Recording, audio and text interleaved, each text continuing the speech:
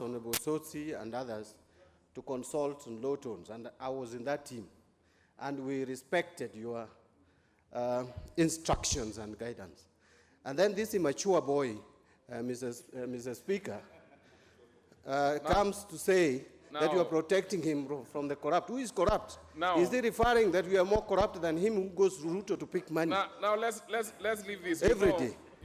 You know, and he's picking money from the face of corruption, and then he calls others corrupt. That is something we cannot accept, Mr. Speaker. Honorable Mbadi, you know. He has to withdraw that. Otherwise, we are not. You are a very seasoned Honorable Mbadi. Stop being stupid. Order.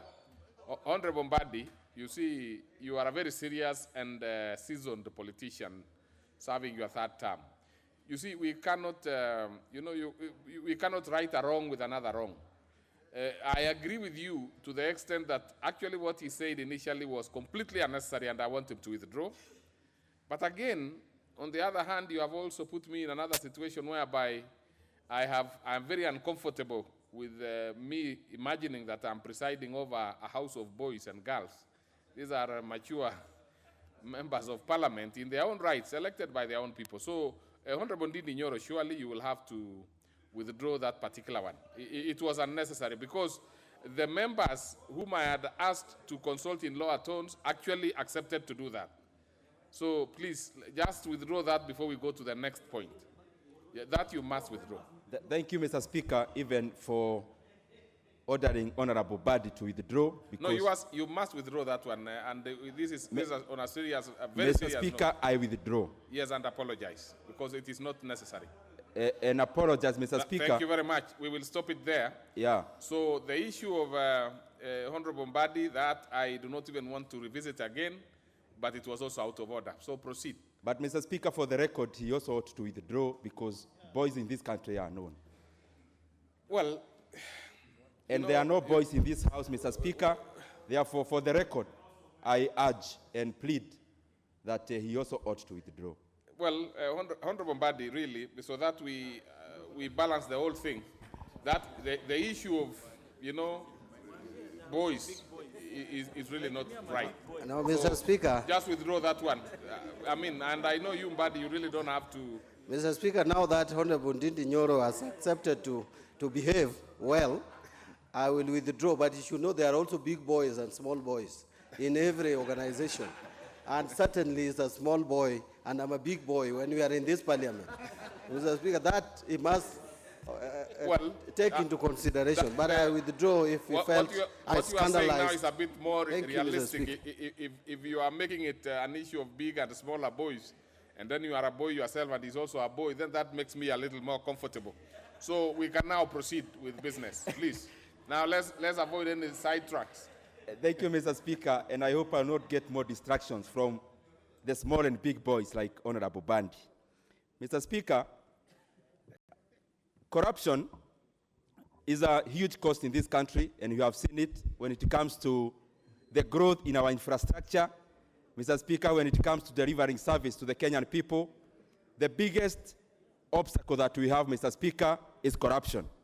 And Mr. Speaker, I was in a process of just giving a few countries that have been able to institute and have stiffer penalties against corruption and economic crimes, Mr. Speaker, and most of them have succeeded. A country like China, Mr. Speaker, is doing very well in combating corruption. Mr. Speaker, a country like South Korea is doing very well in combating corruption. Mr. Speaker, a country like Singapore, and I want to cite something that happened in Singapore in 1984, Mr. Speaker, when the then Minister for Housing, Mr. Speaker, was seen to have been corrupted by the contractors who were doing the housing project in Singapore.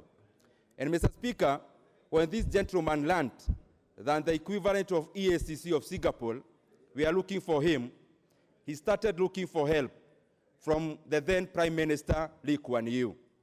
And Mr. Speaker, Lee Kuan Yew advised the gentleman, who was actually his friend, to first of all finish up with the equivalent of EACC, and then he can look for him. Mr. Speaker, in a matter of 2 weeks, the then minister in Singapore for housing committed suicide, and he left a suicide note, Mr. Speaker, that he could not face the shame of putting the government in such kind of a circumstance.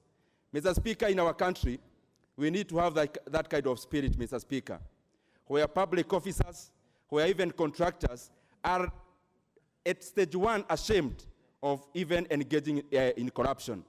But Mr. Speaker, penalties are also good, Mr. Speaker, so that we have deterrent for people who might think of profiting from public resources. And Mr. Speaker, corruption is just not about bribes.